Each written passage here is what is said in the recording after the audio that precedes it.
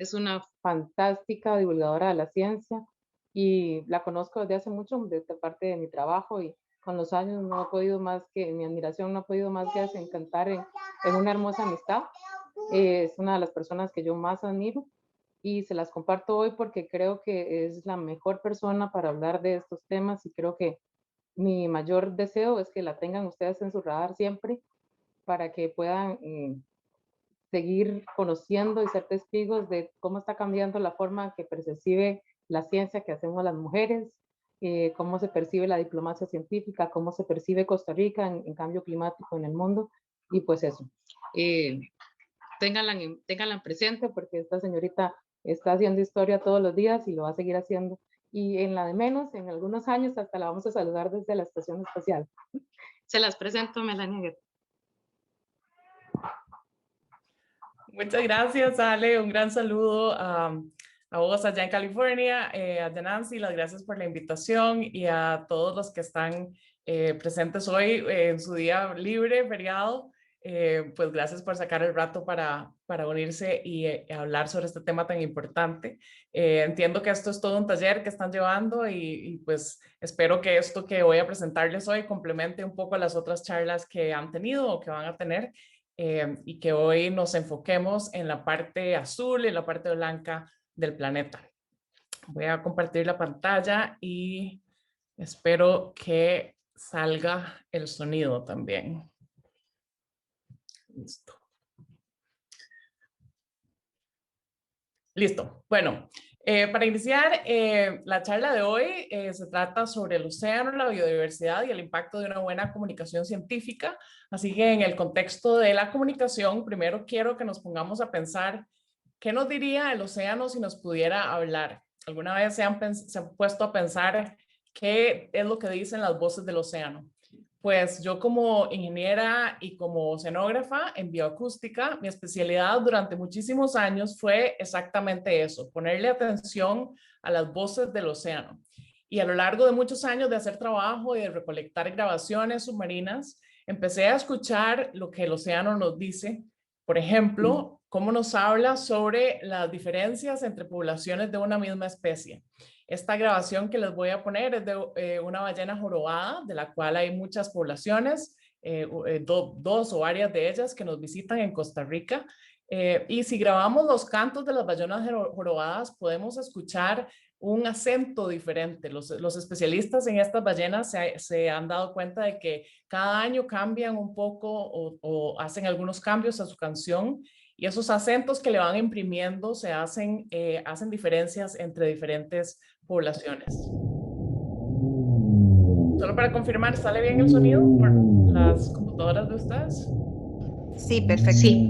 Listo, perfecto.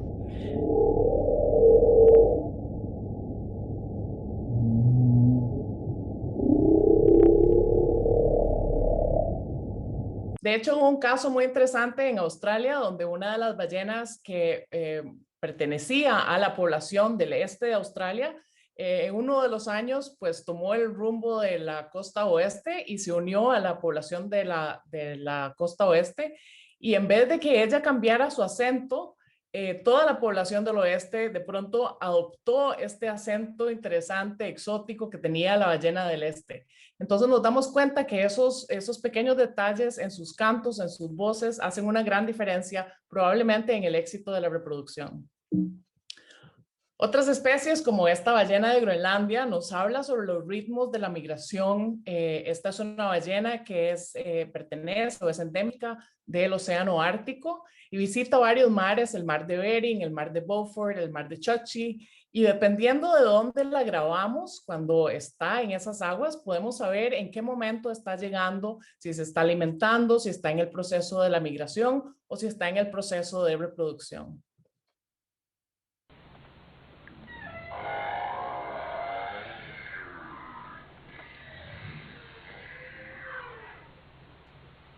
Otra de las voces del océano es esta ballena azul, el animal más grande que jamás ha existido. Esta voz es bastante grave, es una frecuencia muy, muy baja porque tiene que viajar extensiones inmensas. Se supone que antes de que tuviéramos el ruido humano en los mares, podía cruzar todo el océano Pacífico. Y esta voz la estamos empezando a escuchar más y más, por ejemplo, en la costa de Antártica o en la costa de California, revelando que esta especie se está recuperando de haber estado al punto casi extremo de la extinción.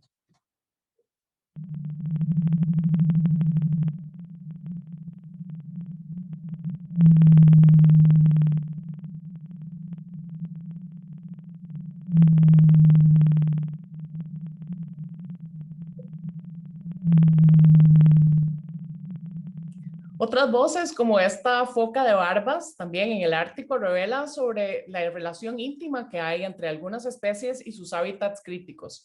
Esta especie depende mucho del hielo marino en el Ártico, pues allí es donde nacen sus crías y donde sobreviven sus crías en la primera primavera.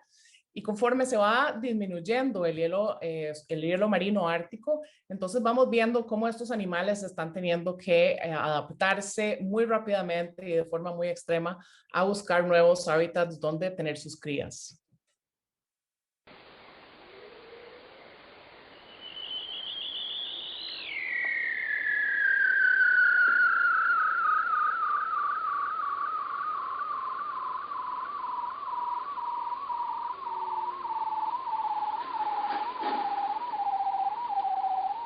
Otras voces, como esta de las morsas en el Ártico también, simplemente nos invitan a maravillarnos y a llenarnos de sorpresa, porque creo que nadie nunca se hubiera imaginado que así es como suena una morsa bajo el agua.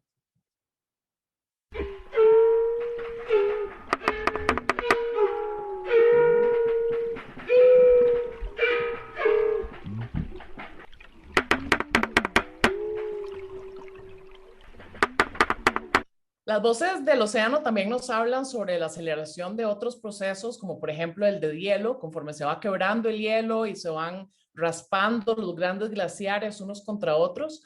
Entonces esas voces nos hablan sobre estos procesos que se están acelerando y que van dando forma a un nuevo clima más y más extremo.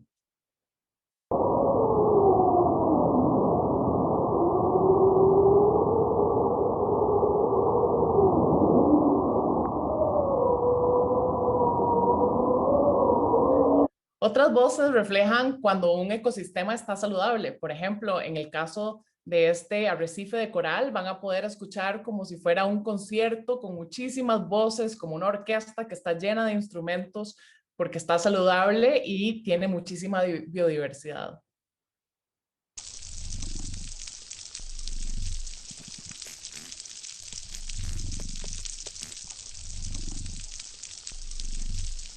Mientras que si viajamos a un ecosistema que está degradado, la misma voz del océano nos puede advertir que se han eliminado, se han sacado esos instrumentos de la orquesta y ahora no es que le haya bajado el volumen, sino que simplemente han desaparecido algunas de esas voces que antes nos daban un sonido más musical.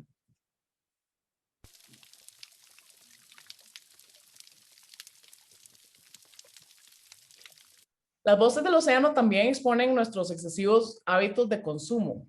Se dice que aproximadamente un 94% de las cosas que consumimos, de los bienes que se consumen y que se mercadean a través del mundo, han pasado en algún momento sobre la espalda de un barco, han viajado en algún momento sobre un barco. Así que conforme más y más consumimos, más y más cosas compramos que vienen de otros lugares, que no son bienes locales, más estamos necesitando de que estos grandes hélices de los barcos hagan viajes y vayan llenando el océano de tránsito de mercadeo.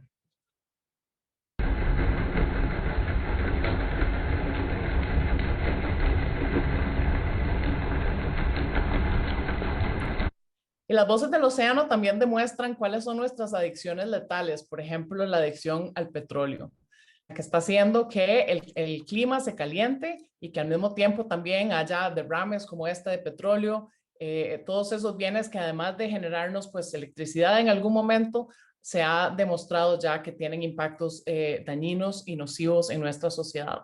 Este es el ruido de una explosión mediante la cual se buscan los depósitos de combustibles fósiles debajo del mar. Es una explosión que cada 10 segundos genera un ruido que rebota y ese eco al grabarse se puede interpretar como se interpreta un ultrasonido en una mujer embarazada.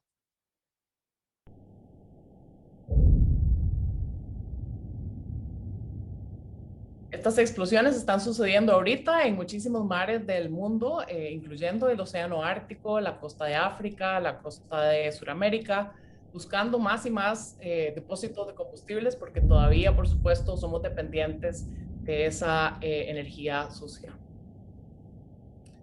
Después de muchos años de estar escuchando todas estas voces que provienen del océano, me hice la pregunta de que ¿quién está hablando por el océano?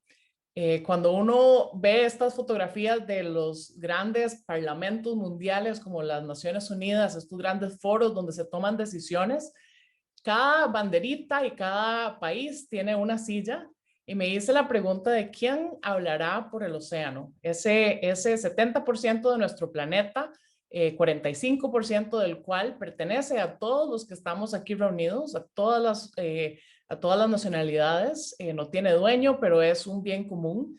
Me hice entonces la pregunta de quién habla por él. Cuando tiene tantos beneficios y nos genera tantísima bienestar, por supuesto es un gran porcentaje de la cobertura del planeta y tiene por lo tanto una gran función, una gran responsabilidad en regular el sistema climático. Ha absorbido más o menos un tercio del dióxido de carbono atmosférico que hemos puesto los humanos. También constituye un gran volumen habitable, por lo tanto hay muchísima biodiversidad que depende de él. Habilita, como dije, muchísimos trabajos de la pesca hasta el transporte de los bienes y también es, al fin y al cabo, un ecosistema que está absorbiendo mucho calor de la atmósfera. Entonces, una de las preguntas que yo me hice fue, a la hora de tomar grandes, importantes decisiones como el Acuerdo de París, que vemos aquí abajo, ¿cómo el mundo tomó en cuenta o cómo actuó el mundo para incorporar el océano? Y sorpresivamente me di cuenta que el océano sale mencionado solo una vez en el preámbulo del Acuerdo de París, bajo el contexto de otros ecosistemas. Muchísimas de todas las soluciones que se contemplaban y todos los problemas que se pensaban eran siempre vistos desde la parte terrestre. Por dicha, el mundo empezó a darse cuenta de este gran faltante, de este gran vacío, y en el año 2018 se le solicitó al IPCC que generara un reporte especial sobre la criosfera y el océano. Como ustedes saben, hace unas 2 o 3 semanas, el IPCC salió o publicó su reporte AR6, el sexto reporte pues grande de los que hace, pero también ellos publican reportes especiales sobre temas muy específicos. Y en este caso se enfocaron sobre las regiones polares, que se llama la criosfera, y la hidrosfera, que es el océano. Entonces les quiero contar un poco cuáles fueron los resultados o qué fue lo que se develó en ese reporte. Este es un gráfico de un esquema el reporte. Tiene un resumen para tomadores de decisión al inicio y esta es como la foto, el esquema que nos cuenta la historia del reporte. Como verán arriba se ven que hay 3 cosas que se han agregado o que los humanos hemos agregado a la atmósfera. Es dióxido de carbono, más agua por el vapor de agua y más calor. Y esos 3 componentes tienen varios impactos tanto en la criosfera como en la hidrosfera. Si vemos al extremo izquierdo, vemos que en el caso de los polos hay pérdida de glaciares, pérdida del hielo marino, pérdida de la cobertura de nieve en las plataformas como Groenlandia o Antártica, y también se está descongelando el permafrost. Mientras que si vamos a la parte del océano, vemos que hay 5 impactos. Primero, están incrementándose las ondas de calor marinas, está elevándose el nivel del mar, está elevándose el contenido de calor en el agua, y está bajando el pH, lo que se conoce como la acidificación oceánica. Y uno que es bastante desconocido, que no se habla mucho, es que está bajando también el contenido de oxígeno, la desoxigenación del océano, que es un problema que es bastante menos conocido y que estamos apenas empezando a entender. Entonces, para entrar un poco más a fondo, voy a dividir el resto de la charla entre la criosfera y luego más adelante el océano, para saber cuál es la foto, qué es lo que nos revela este reporte sobre los impactos que está teniendo el cambio climático sobre estos 2 ecosistemas. La criosfera muchas veces la pensamos como la imagen emblemática del cambio climático. Creo que cuando éramos niños, lo primero que pensábamos con el cambio climático era un oso polar ¿verdad? Con hambre, como vemos que está bastante desnutrido, sobre un pedacito de hielo pequeño que se está derritiendo. La criosfera se considera muchas veces que es solo el Ártico y la Antártida, pero también, y bastante importante para nuestra región, incluye también los glaciares montañosos. Por ejemplo, los que tenemos en los Andes, en los Himalayas y muchísimas otras partes del mundo. La criosfera contiene más o menos un 2% del agua total del planeta congelada de una forma sólida, pero es 80% del agua fresca. Si pensamos que el agua fresca es un porcentaje, es como 3% del agua de todo el planeta, porque el agua es finita al fin y al cabo, muchísima de esa agua está contenida en forma sólida. Lo que tenemos nosotros para aprovechar y para de verdad nutrir nuestras necesidades es un porcentaje muy, muy bajo en aguas subterráneas o en lluvia. Esta agua, si se llegara a derretir, podría aumentar el nivel del mar en 66 metros, en algunas partes más, en otras partes menos, pero tiene ese potencial de completamente cambiar y borrar algunas partes del planeta como lo conocemos. Esas partes blancas del planeta tienen una función vital y es que remueven el calor y lo sacan de regreso hacia la atmósfera en un fenómeno que se llama el efecto albedo. Y para acordarse de esto de albedo, yo siempre lo relaciono con Albus Dumbledore en Harry Potter. Albus viene del latín que significa blanco o significa algo como muy brillante. Entonces, ese efecto lo que dice es que en las zonas polares, como vemos acá en los extremos del gráfico, en menos 90 y en más 90 grados de latitud, el efecto de esa cobertura blanca lo que hace es sacar el calor y irradiarlo de regreso hacia la atmósfera, de una forma parecida que cuando nosotros nos ponemos ropa blanca para ir a la playa para no sentir tanto calor. Mientras que en el centro del planeta, que es latitud 0 aquí en el gráfico, vemos cómo lo que más pasa es que se absorbe calor. El problema que estamos teniendo al derretir estas zonas blancas de la criosfera es que no solo estamos disminuyendo la superficie blanca, estamos quitando partes blancas al planeta, sino que lo estamos sustituyendo con una superficie oscura, ya sea el océano que está abajo, por ejemplo en el caso del Ártico, cuando derretimos el hielo marino, o lo derretimos y queda la cobertura terrestre, por ejemplo en el caso del permafrost, y esos dos efectos se combinan en un ciclo que se llama amplificación polar. Esto significa que estamos haciendo dos cosas malas. Estamos quitando la superficie blanca y estamos sustituyendo la superficie oscura. Y esta amplificación polar hace que, por lo tanto, los polos se están calentando de 2 a 3 veces más rápido que el resto del planeta.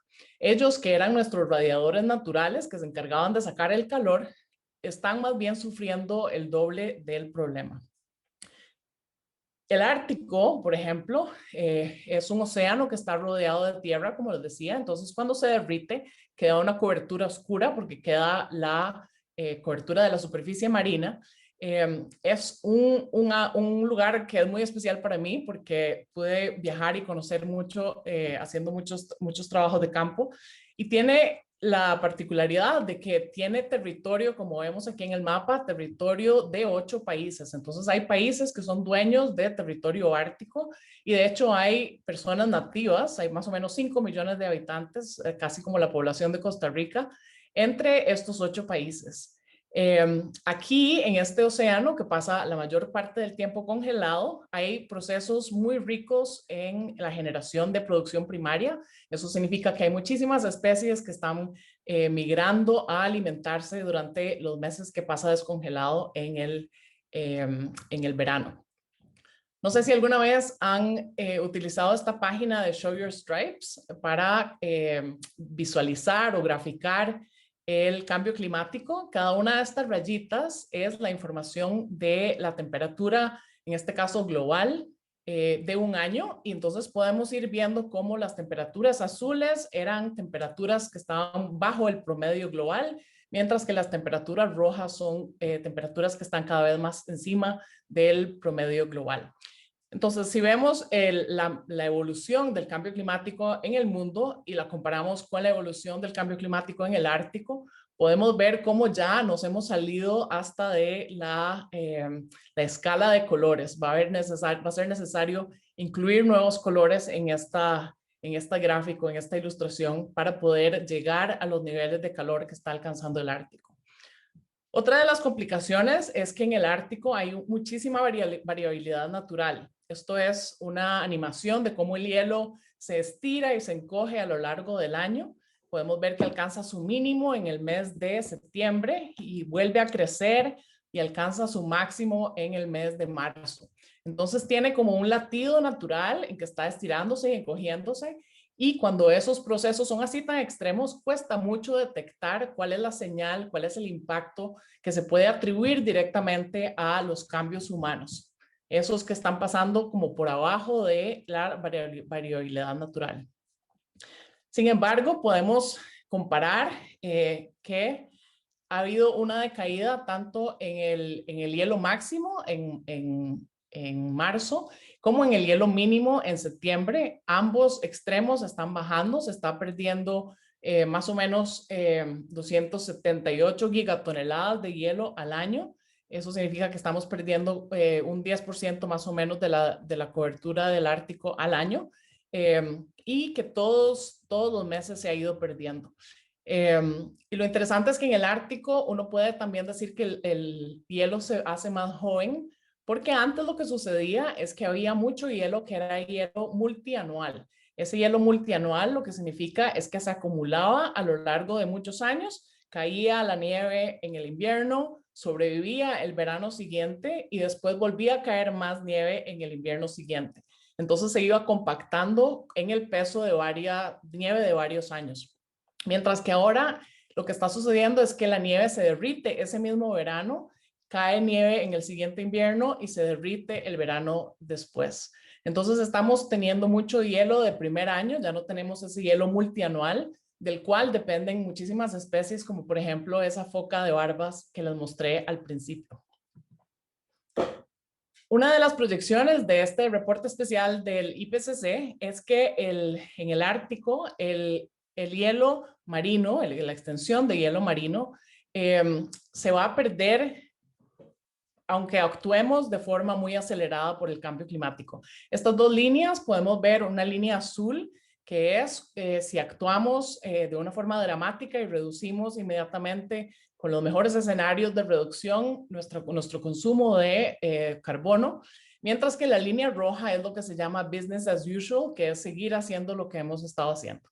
Y podemos ver la diferencia tan marcada, podemos perder un 100% del hielo, un casi 100% del hielo si no hacemos nada, pero aún si actuamos de una forma muy, muy determinada, vamos a perder más o menos un 50%. Eso significa que cosas como el Canal de Panamá van a tener que reinventarse porque muchísimo del tránsito va a poder entonces pasar por estas nuevas rutas de tránsito que se van a abrir. Por ejemplo, el pasaje noreste, que es el que conecta Asia con Estados Unidos, pasando por los estrechos de Bering y de Davis. Por las aguas rusas, la línea roja, tenemos la ruta del Mar del Norte, que acorta mucho la distancia entre China y Europa. Y en caso muy, muy extremo, si se fuera a perder el 100% del hielo, pues también la ruta central, que es literalmente pasando por el Polo Norte. Si viajamos al otro lado del planeta, literalmente al otro extremo, viajamos a la península o al continente antártico, podemos ver lo que nos dice este reporte del IPCC sobre las condiciones en este otro gran componente de la criosfera. En el caso de la península antártica, que es este dedito que se sale de Antártica, del gran continente, allí se está encontrando nuevos mecanismos de derretimiento, porque antes se creía que el derretimiento de las zonas polares era porque el aire, la atmósfera estaba más caliente, mientras que ahora estamos empezando a ver que también hay derretimiento porque el agua está más caliente.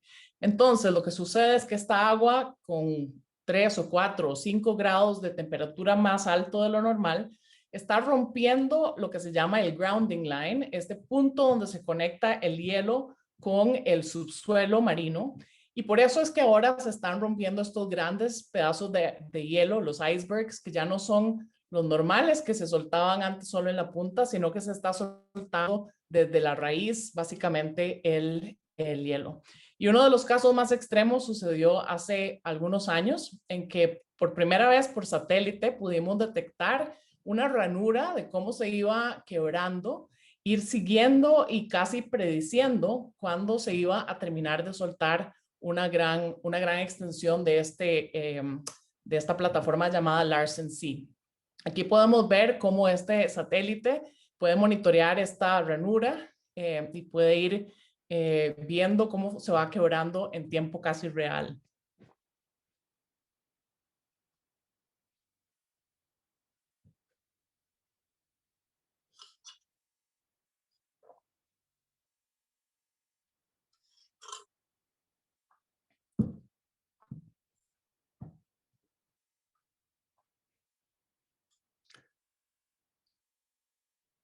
Este sistema de monitoreo de interferometría lo que hace es que puede medir las diferencias en velocidad del pedazo que se está soltando versus el pedazo que está sólido conectado al continente. Y entonces esas líneas que van viendo es la diferencia entre los movimientos o las velocidades relativas.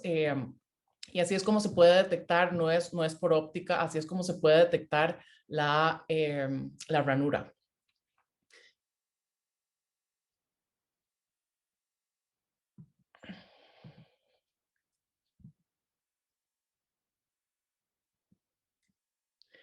Y algunos días después se detectó ya el gran pedazo del Larsen C que viajó por el mar de Weddell y subió hasta pues irse quebrando en pedazos cada vez más grandes. Cuesta un poco contar la historia de cómo se ve, o cómo es ser testigo de uno de estos pedazos de hielo, se llaman hielo de mesa, table ice, porque es completamente plano por arriba. Como no hay nada de referencia alrededor, entonces cuesta mucho pues entender las dimensiones, pero les puedo contar que más o menos a ojo, yo calculé que más o menos la altura eran unos 150 metros y más o menos 2 kilómetros de longitud.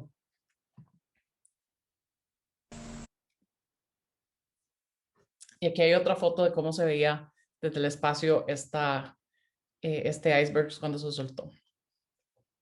Antártica, el continente en sí se divide generalmente en 3 zonas. La península, como les conté, donde está sucediendo un calentamiento muy, muy extremo.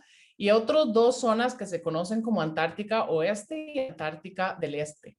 Antártica del Oeste tiene más o menos una altura de 3,000 metros sobre el nivel del mar.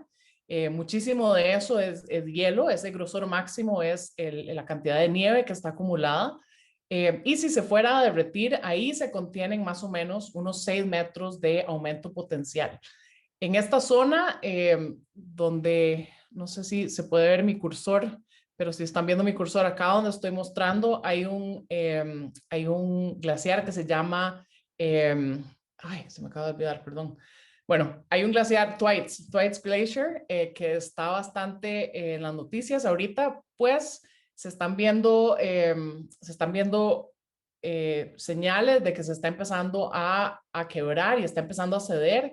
Y si cede este glaciar, se viene pues casi todo este hielo que está contenido en esta montaña hacia abajo. Entonces se le está poniendo mucha atención a ese glaciar en especial. Hay un artículo muy bueno en el Rolling Stones, en la revista Rolling Stone, que habla sobre que llaman el Dooms Glacier, porque es como una señal de que si cae se desintegra básicamente la Antártica Oeste.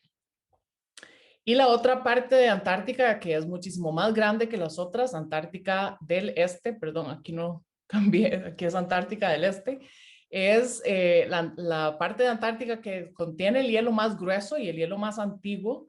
Aquí hay casi 60 metros de potencial aumento del nivel del mar. Hay muchísima nieve y muchísimo hielo contenido sobre esta plataforma. Y se creyó durante muchos años que era estable, que había señales por satélites y por mediciones, que más bien estaba creciendo. Algunos de los experimentos que se hacen en Antártica del Este son, por ejemplo, la extracción de los núcleos de hielo, como es el hielo más viejo. Entonces se pueden sacar estos núcleos de casi 2 kilómetros de extensión que pueden viajar hasta 1 millón de años atrás. En esta parte donde ven los puntos más morados, más oscuros, ahí es el lago Vostok, que es de donde se saca el hielo más antiguo. Y luego se cortan esos grandes tubos, esos grandes núcleos, se cortan como en tajadas y se le extraen las burbujas de aire, que ese aire es una señal o es una muestra de la atmósfera en el momento que cayó la nieve en que se creó ese hielo. Entonces tenemos una pequeña muestra de la atmósfera del pasado y contiene, por supuesto, entonces los trazos del carbono que había en esa época. Y así es como se pueden hacer estas gráficas que lo que hacen es mapear el contenido de carbono y poder entonces predecir o proyectar cuál fue la temperatura del planeta en ese momento.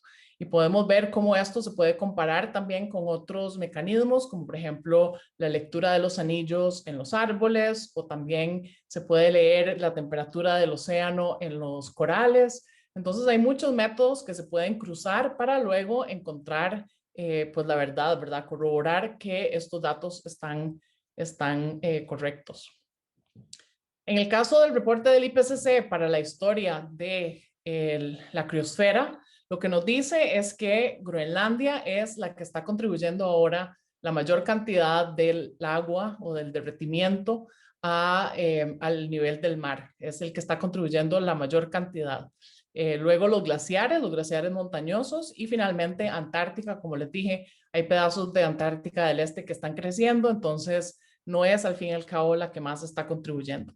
Sin embargo, si uno hace una proyección a futuro de qué significa esto para las proyecciones de nivel del mar, entonces vemos una línea azul que significa de nuevo que vamos a tratar de bajar y de reducir drásticamente el consumo de combustibles fósiles, y vemos que para el 2100 estaríamos llegando a más o menos casi medio metro de nivel del mar a nivel global.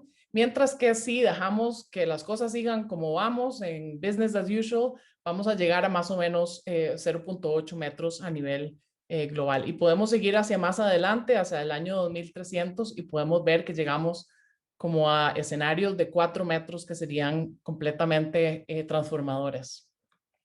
Entonces, este reporte nos dice que definitivamente la criosfera se está derritiendo, que está más bien acelerando, que se va duplicando el derretimiento, y que si llegamos a una temperatura de 2 grados, ese derretimiento, esas proyecciones de derretimiento y de elevación del nivel del mar va a llevar al desplazamiento de más o menos 280 millones de personas. Y si pensamos que actualmente con todas las crisis que hay en Siria, en Afganistán, si pensamos en Venezuela, aquí mucho más cerca, si pensamos que tenemos más o menos unos 80 millones de personas desplazadas, imaginémonos qué significaría triplicar o cuatriplicar esos números, incluyendo muchísimas de las zonas y de las islas del Caribe, por ejemplo, o de las islas en el Pacífico del Sur. Algunos de estos efectos están lo que se llama ya locked in, que significa que aunque trabajemos y reduzcamos de una forma dramática, algunas de esas cosas ya van a pasar, como por ejemplo en el caso del Ártico, que vamos a perder probablemente un 50% del hielo marino.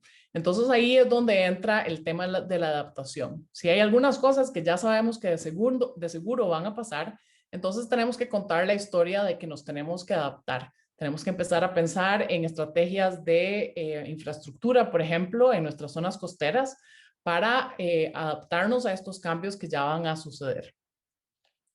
Para cambiar ahora el canal a hablar sobre el océano, ya hablamos sobre la criosfera, ahora vamos a hablar sobre la hidrosfera. El océano es el gran regulador del cambio climático, es este ecosistema que interactúa con la atmósfera y se encarga de llevar no solo el calor, sino también nutrientes por todo el planeta.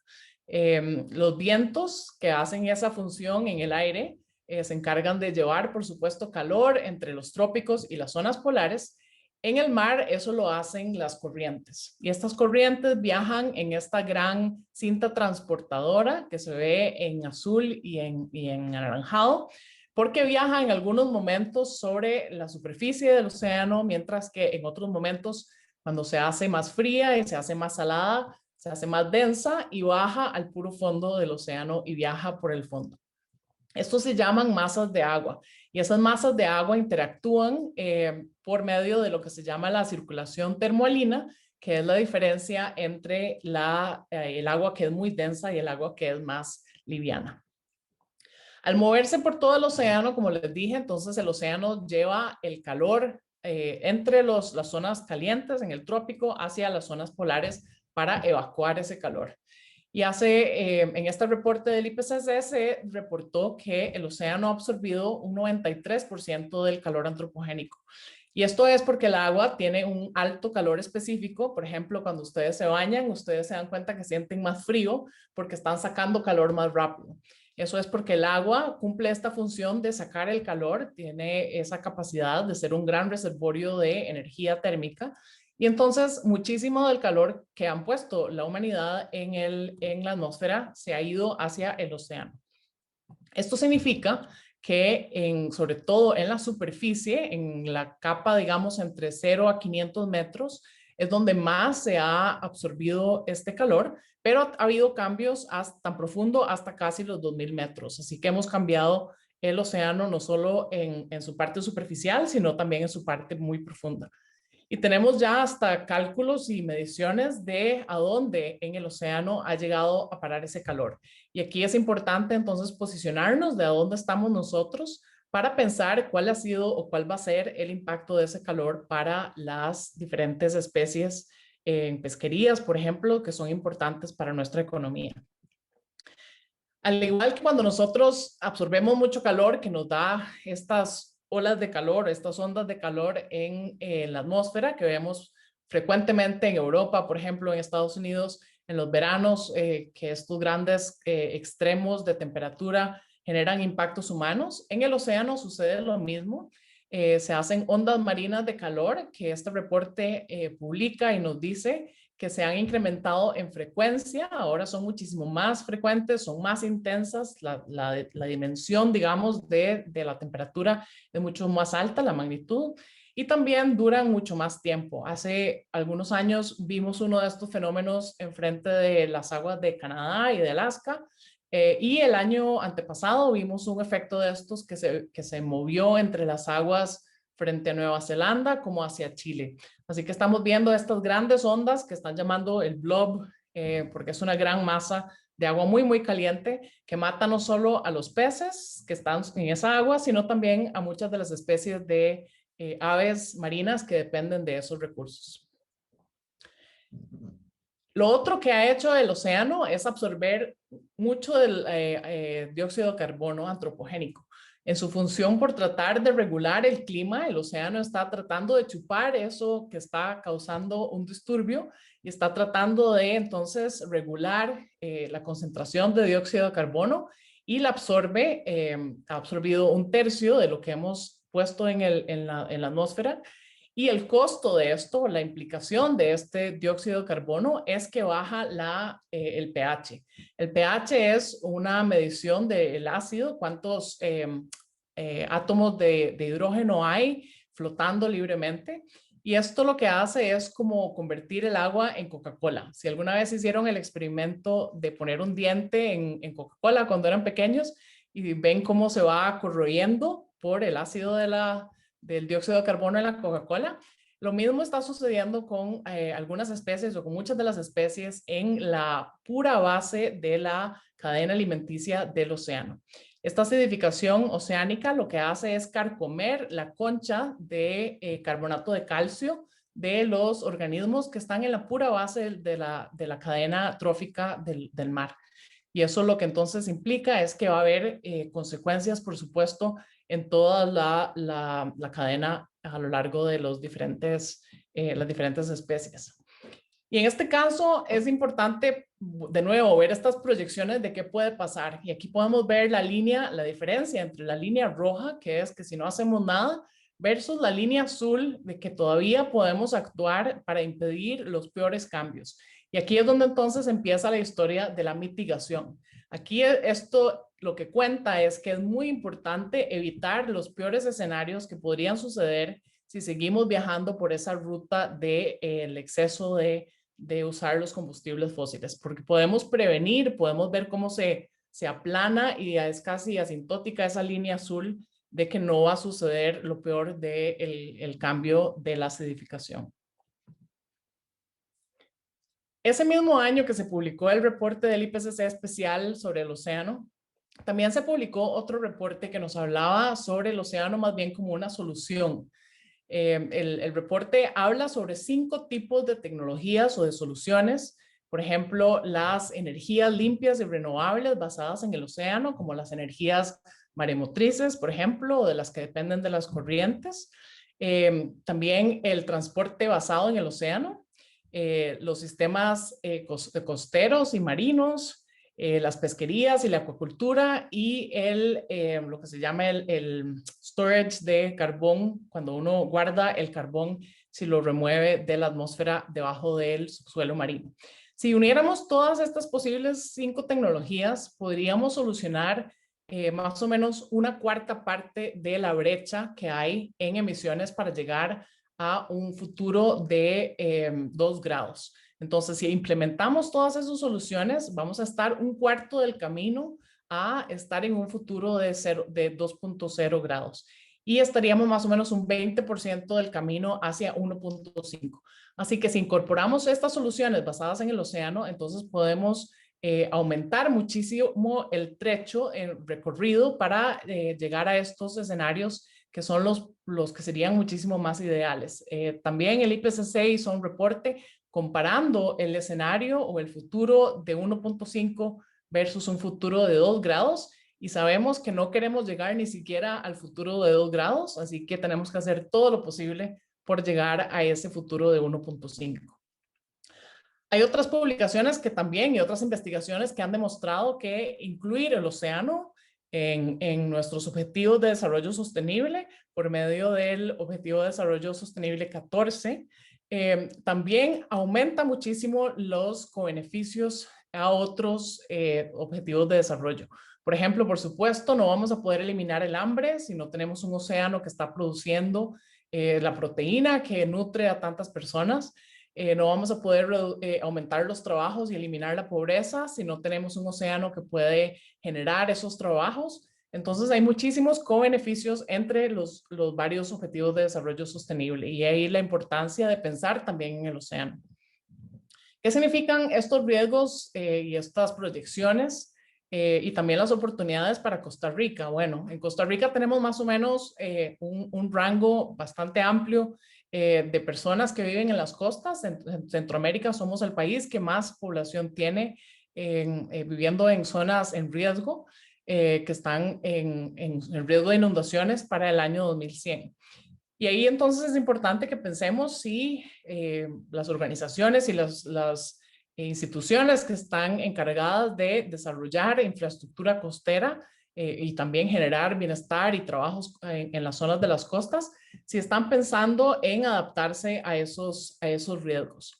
Y por supuesto también tenemos un gran territorio que puede ser parte de la solución en términos de protección de áreas protegidas. Hace tan solo unos días se generó un reporte que habla sobre la importancia de cómo medir y cómo enfatizar el tipo de áreas protegidas que se deben de generar. Así que tenemos muchísima información, no solo de crearlas, sino cómo crearlas y cómo protegerlas para que verdaderamente sean o surtan el efecto que necesitamos en su protección de la biodiversidad y en su protección también de la capacidad del océano de seguir trabajando por nosotros en el clima. Porque al fin y al cabo, el océano, el clima y la biodiversidad, todas están interconectadas en el planeta. No podemos pensar que podemos dividir nada más un tratado para trabajar el océano, un tratado para actuar por el clima y un tratado que se encargue de la biodiversidad cuando todos estos ecosistemas están interconectados. Entonces necesitamos que haya un dinamismo entre las políticas que abordan uno versus el otro. Y al fin y al cabo, la trayectoria que tomemos ahorita para contar esta historia del océano y de la criosfera y del clima debe incluir el océano, porque avanzar hacia ese desarrollo sostenible no va a ser posible si no tomamos en cuenta estas grandes funciones y estos grandes roles que cumplen ellos, porque ya sabemos que los costos, si no los incluimos, son muy, muy altos y se van acrecentando conforme más nos tardemos en actuar. Entonces, la mejor ciencia, tanto del océano como del clima, como de la biodiversidad, debe guiar a las personas que están tomando estas decisiones. Y ahí la función que tienen ustedes como periodistas, ustedes como comunicadores, es contar estas historias, es hablar sobre esas voces del océano, es contar la historia de las voces del mar que les conté desde el principio, y recordar que aunque a veces parezca que nuestro mundo inmediato y nuestra realidad inmediata es verde, al fin y al cabo, cuando sacamos los ojos afuera de la órbita y vemos hacia abajo de nuestro planeta, es verdaderamente azul. Así que tenemos que contar esas historias azules, tenemos que contar esas funciones y esas soluciones que pueden venir desde el océano para que se tomen en cuenta y para que las pongamos a trabajar para nuestro bienestar. Muchas gracias.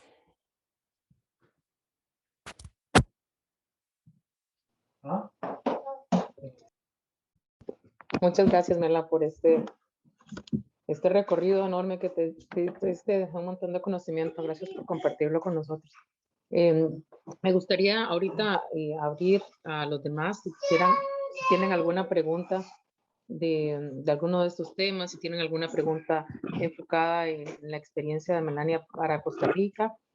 A ver, no he visto ninguna en el chat aún, entonces quiero saber si alguno quisiera conversar, si quieren hacerlo en voz alta, si quieren que yo comparta. Aquí hay una. ¿Se ha medido el impacto directo en nuestros mares cálidos? Ok, estoy viendo la pregunta. Si quieres, puedes abrir el micrófono para especificar. ¿Estás hablando de los mares de Costa Rica? Sí, sí, estoy hablando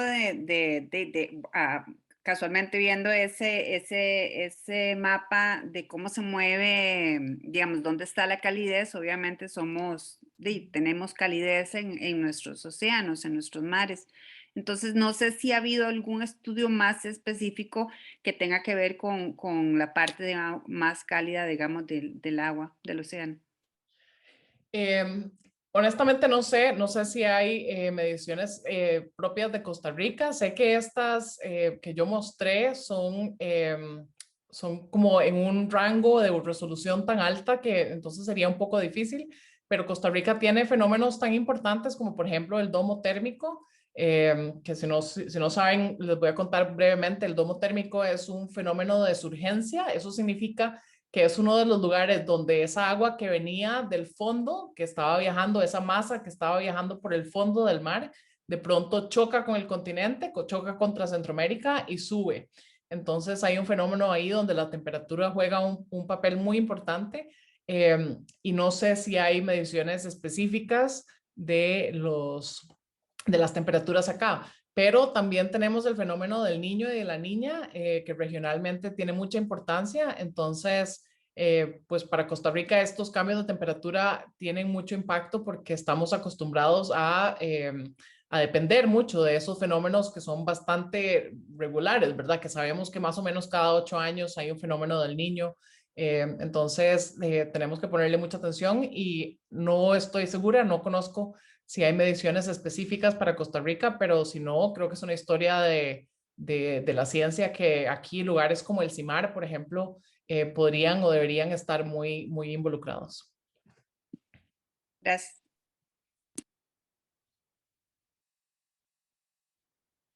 Hay una otra pregunta por acá que dice, ¿cómo podría cubrir el impacto de la zona costera en Guanacaste? ¿Por qué siempre en la época de invierno sufre inundaciones en las zonas costeras? Ok, estoy buscando, perdón, porque no te oí la pregunta. Ok, ¿cómo podría cubrir el impacto de la zona? ¿Cubrir se refiere a nivel periodístico, a cubrir la historia? O... Melania, Sí, sería a nivel periodístico, porque digamos, se le da como un poco, no se le da como mucho enfoque, al tema de medio ambiente en los medios. Específicamente en Guanacaste solo se cubre, digamos, la parte de que que se hace, digamos, en el medio que yo estoy ahorita. En otros medios yo creo que sí se da esa parte. Pero, digamos, ¿cómo, cómo podríamos cubrir esa parte, digamos, para que la persona, la población que viene en las zonas costeras entiendan que se están haciendo daño al mar y que también eso los pueden afectar en épocas de invierno? Entonces, esa era mi consulta. Ok, sí, bueno, a nivel de cómo cubrirlo, creo que ustedes son los expertos sobre cómo crear una narrativa y crear una historia alrededor, pero sí creo que es muy importante tomar en cuenta esas perspectivas locales.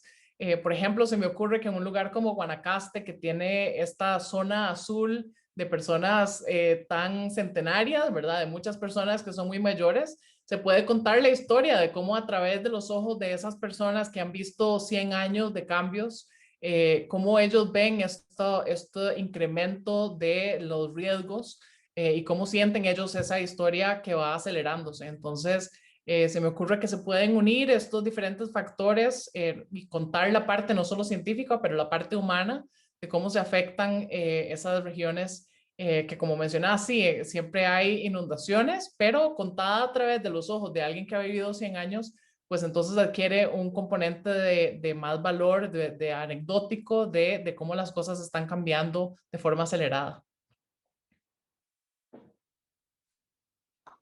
Estoy compartiendo en el chat algunas de las formas de contactar a Melania, de seguir las cosas que ella publica y un poco las investigaciones en las que participa, etcétera, para que lo tengan ustedes a mano.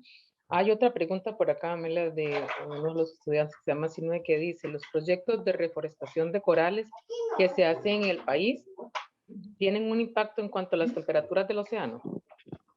Qué buena pregunta, y me alegra que hayas mencionado esos proyectos, porque de verdad que son muy inspiradores. Y no hablé de los ecosistemas o de los arrecifes coralinos, pero son lugares a donde nace aproximadamente un cuarto de las especies de peces. Entonces son los grandes viveros del océano a donde se genera esa biodiversidad que luego básicamente se sale y va a otros ecosistemas.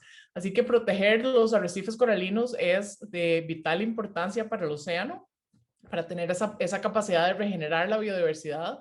Y en los últimos 5 años o 6 años es que se ha hecho mucho avance en entender cómo se puede reforestar. Y a mí me alegra mucho que Costa Rica ha sido de los países en que esa ciencia no solo se genera, sino que también se ha puesto en marcha y se ha implementado por medio de estos proyectos como Raising Coral, por ejemplo. Recomiendo que vean ese corto documental de este proyecto que es parte del CIMAR, de la UCR. En el caso de la temperatura, no es que se afecte la temperatura al regenerar el coral, pero sí como decía, se regenera la capacidad de biodiversidad, se convierte otra vez un poco el ecosistema en ese vivero necesario para que las larvas se quieran reclutar y quieran nacer básicamente en nuestras costas. No sé si recuerdan al principio de la charla que puse un ecosistema de coral saludable y cómo suena versus un arrecife de coral que suena degradado porque ya está blanqueado y se han eliminado los depredadores tope.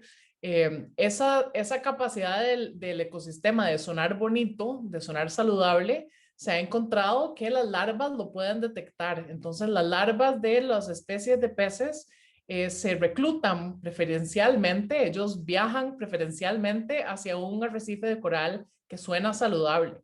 Así que si tenemos un arrecife de coral que suena degradado, también se vuelve más difícil reclutar a las especies de peces. Va a ser mucho más difícil entonces que se renueven las especies pesqueras, y todavía se va a incrementar más entonces la pobreza en las costas.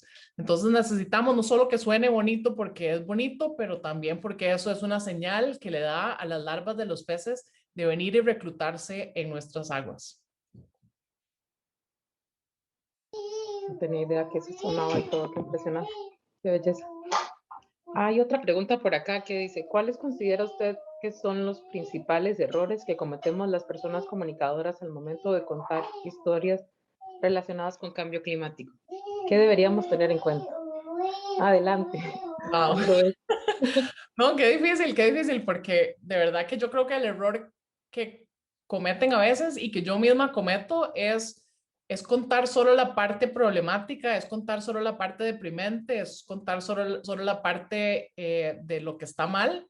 Mientras que tal vez si ven un poco el orden de mi charla, yo traté de terminar como en lo positivo, en un reporte que más bien da esperanza y muestra un poco las soluciones, porque yo misma muchas veces he hecho mis charlas terminando solo en lo deprimente y en lo triste. Entonces, creo que siempre es importante y creo que más y más frecuentemente cuando vemos documentales, por ejemplo, del cambio climático, vemos que terminan en una nota positiva, en una nota inspiradora, que a veces se siente un poco vacía, a veces se siente un poco como que no es suficiente para contrarrestar todo lo malo, pero sí creo que es importante no dejar a la audiencia con una sensación de impotencia, no dejarlos con una sensación de que esto es más grande que lo que podemos hacer algo al respecto.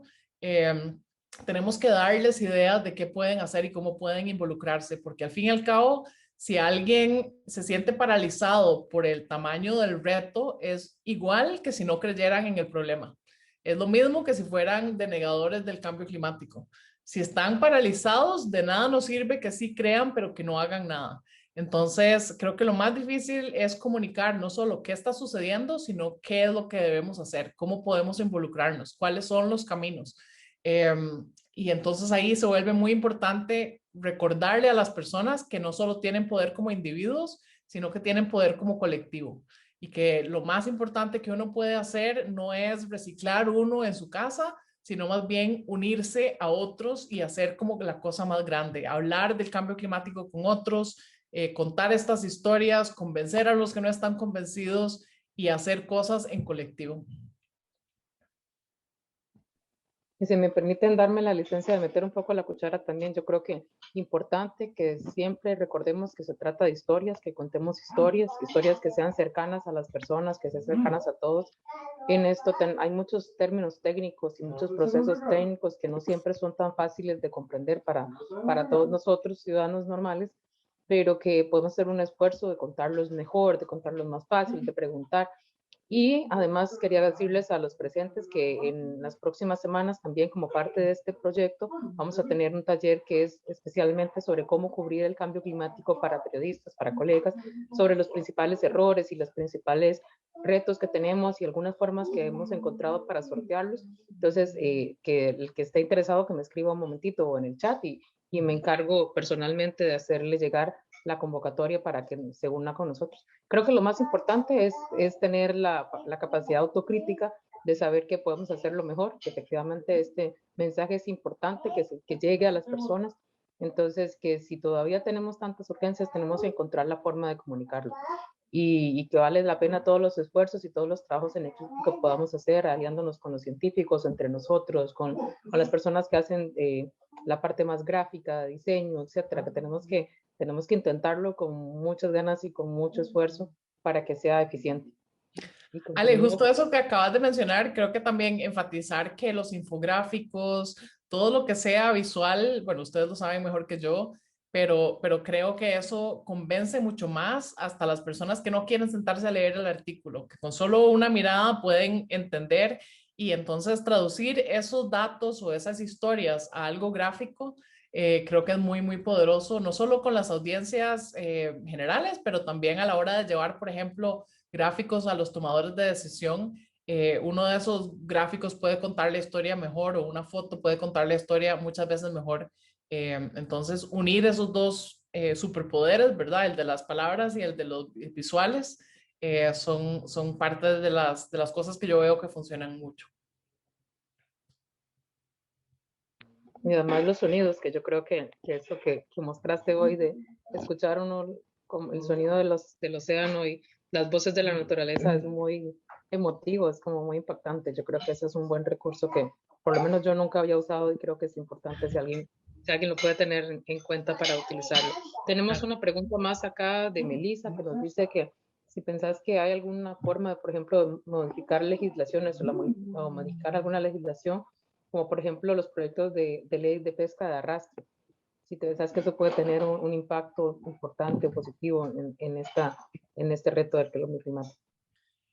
Bueno, empezando por el proyecto que ahorita yo creo que ya no está en el corriente legislativo, pero hace tan solo algunas semanas se estaba considerando esta prohibición de los combustibles fósiles, de explotar y explorar combustibles fósiles en Costa Rica.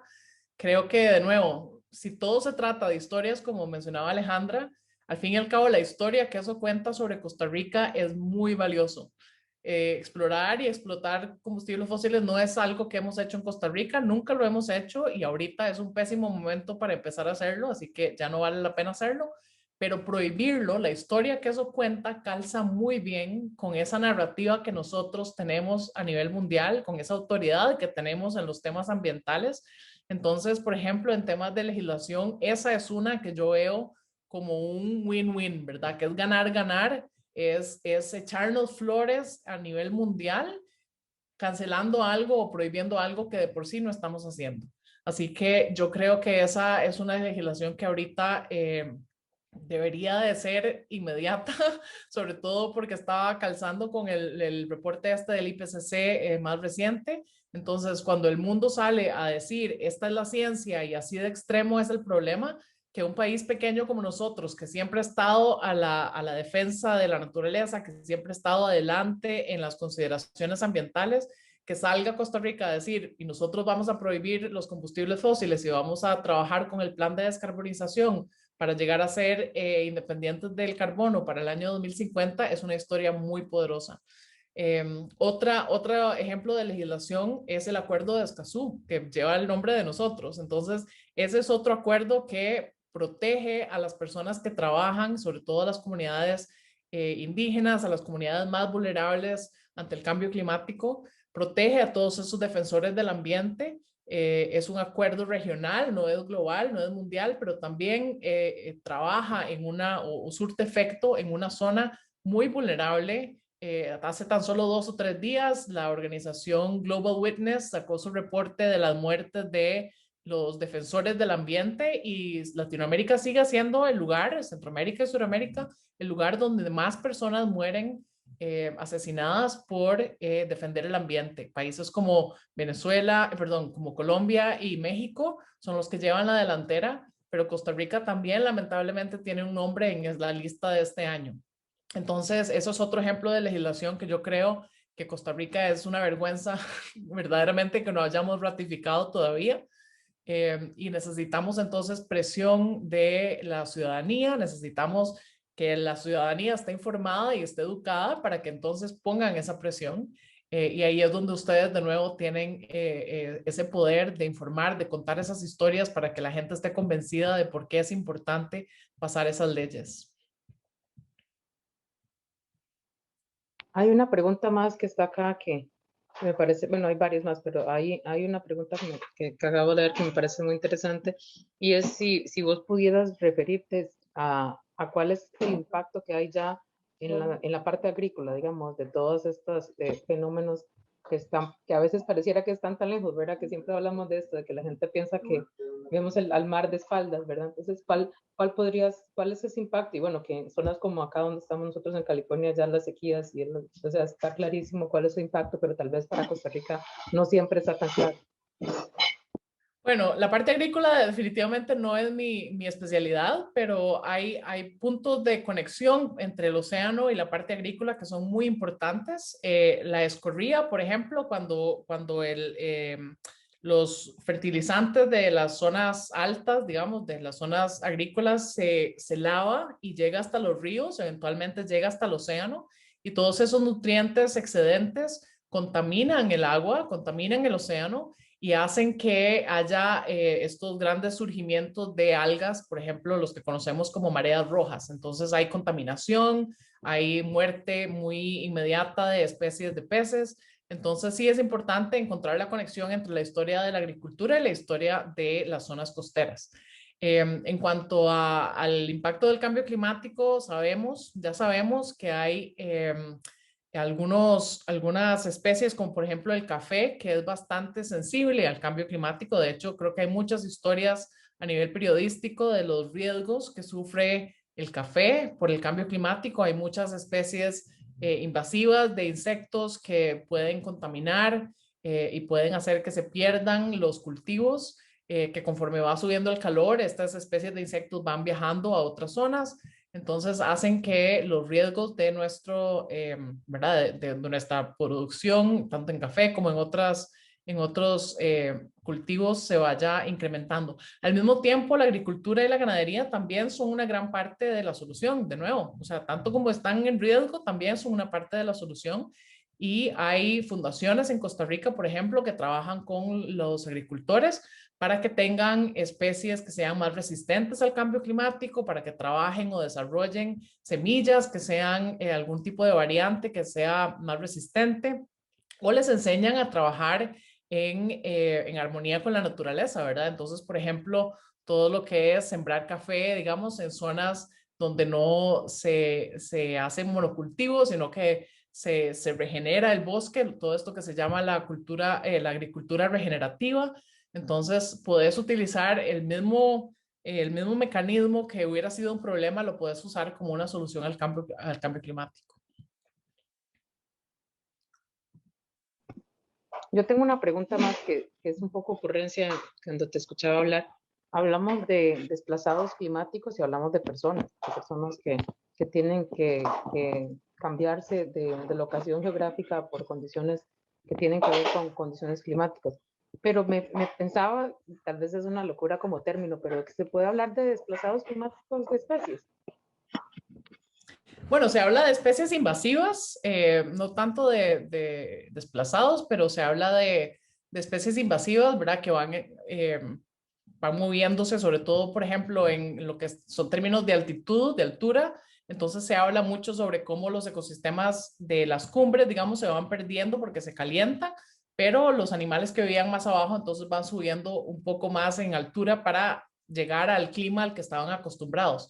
Esto también está pasando en términos de latitud, entonces vemos cómo algunas especies están migrando hacia los polos, lo vemos en los peces que van viajando o van cambiando su ubicación a aguas más profundas para encontrar el agua que está un poco más tibia, un poco más fría. Entonces sí vemos que hay migraciones que están de una forma muy dinámica cambiando y adaptándose para tratar de que los animales se queden como en ese rango de temperatura, ese rango de condiciones que son las ideales para ellos. Pero sí podemos entonces empezar a pensar en especies invasivas que van a empezar a surgir en lugares, en ecosistemas donde antes no estaban, porque el cambio climático simplemente los ha empujado. En el caso de las personas, aunque preguntabas por especies animales, pero en el caso de las personas, es interesante porque el término refugiado no aplica de la forma legal, digamos, como está escrita ahorita, no aplica para el clima, porque la manera en cómo se piensa en los refugiados ahorita o los desplazados tiene que ser por una causa que está que pone en riesgo sus vidas y que tiene que ser como algo inmediato, digamos, que si ellos volvieran, los matan. Entonces, el cambio climático todavía no cumple con esas condiciones o esa definición estricta, entonces muchas de las protecciones que se otorgan a los refugiados o a los desplazados no aplican a alguien que se va por condiciones o por circunstancias climáticas. Entonces, en un lugar como Centroamérica, donde tanta de esta migración que va hacia Estados Unidos y que está poniendo presión sobre la frontera con Estados Unidos en México, contar esa historia de por qué es que estas personas se tienen que ir y que esos riesgos de regresar son las sequías, son los huracanes, ¿verdad? Son conectados al cambio climático. Entonces, tiene que ir de la mano de un cambio en la legislación de cómo se define qué es un desplazado, cómo se define qué es un refugiado, para que de verdad a futuro, cuando haya todas estas personas que no puedan regresar a sus casas, pues puedan accesar y acceder a esas protecciones. Tenemos un par de minutos más si alguien tiene alguna consulta. Yo, mientras tanto, te agradezco profundamente que hayas compartido este rato con nosotros, este conocimiento. Y tengo una última petición, y es que me gustaría saber desde tu experiencia como científica y como también diplomática científica, ¿qué pensás o qué sugerencia nos darías o qué esperarías de nosotros como comunicadores que abordemos, por ejemplo, en preparación a unas elecciones políticas en nuestro país? ¿Qué pensás que deberían ser temas que nosotros tengamos que prestar atención, que debamos abordar, que vamos a hacer algún poco de incidencia política desde nuestras trincheras, digamos, como comunicadores? ¿Qué te parece que podría ser importante que pongamos atención? Si tienes alguna sugerencia o un comentario con eso. Creo que mi respuesta a eso es un poco parecido a lo que dije a la primera pregunta, que es enfocarnos y enfocar las historias, sobre todo en un año en que la pandemia, las elecciones, el bicentenario, todo esto nos ha hecho reflexionar tanto sobre lo que tenemos, sobre lo que valoramos, sobre lo que es prioridad. Tenemos necesariamente que conectar también con lo que podemos salvar. ¿Qué son esas cosas del cambio climático que nos importan? ¿Qué es lo que el cambio climático pone en riesgo, que todavía podemos salvar, que todavía podemos hacer algo? Entonces, contar las historias desde esa perspectiva tan humana que hemos vivido durante este último año, las cosas que celebramos este año y los potenciales futuros a los que nos estamos enfrentando. Entonces, de nuevo, contar esa historia de qué podemos salvar, no qué es lo que podemos perder, qué son las cosas importantes que tenemos que valorar y qué podemos hacer para cuidarlas, en vez de enfocarnos en decir, todo esto es lo que ya se está perdiendo, todas estas son las especies, ¿verdad? Tantos millones de especies que no van a, o que están en riesgo de extinción. Entonces, contar la historia desde un ángulo positivo, desde qué se puede hacer, desde las propuestas, ¿verdad? Eso es algo tan necesario en la política como en el ambiente, en el tema de ambiente, es proponer, es invitar a actuar, no solo quedarnos en quejarnos y en decir, esto era, así era antes y a mí me gustaba como era antes, sino también pensar en qué puede hacer esto a futuro y cómo podemos hacer para que sea lo mejor posible. Pues muchísimas gracias. Si no tenemos ninguna otra pregunta, comentario, participación, voy a dar unos minutos por si alguno se anima más. Bueno, pues. Me encanta tener a Alan de invitado también acá. Y ahí está, no logré que... Ahora te comparto imágenes de cómo estaba prestando atención al escuchar a todos los sonidos. Y justo pensaba en eso, también tenemos que encontrar la forma de llegar a nuevas audiencias como a nuestros niños, gente que normalmente no estamos pensando cuando estamos tratando de escribir un artículo o publicando una información. Tenemos una audiencia, por ejemplo, que yo creo que es súper subvalorada. Esto solo es como mi opinión personal, pero yo creo que los papás de niños pequeños están tan agobiados y ajetreados que es difícil como que puedan tener tiempo de hacer algo. Pero yo pienso en la generación de los abuelos que de pronto se enternecieron tanto el corazón y tienen como esto tan a flor de piel la conciencia de dejar un legado cuando tienen nietos o cuando ven a los chiquitos pequeños, que tienen un poco más de tiempo, tal vez ahora cuando se pensionan. Entonces yo creo que esa generación es una generación que muchas veces tiene un potencial que se ha olvidado, que a esa audiencia no se les cuenta las historias sobre qué pueden hacer ellos, cómo pueden actuar ellos. Entonces, enfocarnos en contar diferentes historias para diferentes audiencias con los valores y las prioridades que cada audiencia tenga, y, para que ese mensaje les llegue de una forma más personal y las acciones que se estén invitando a hacer sean también adecuadas para ese tipo de población.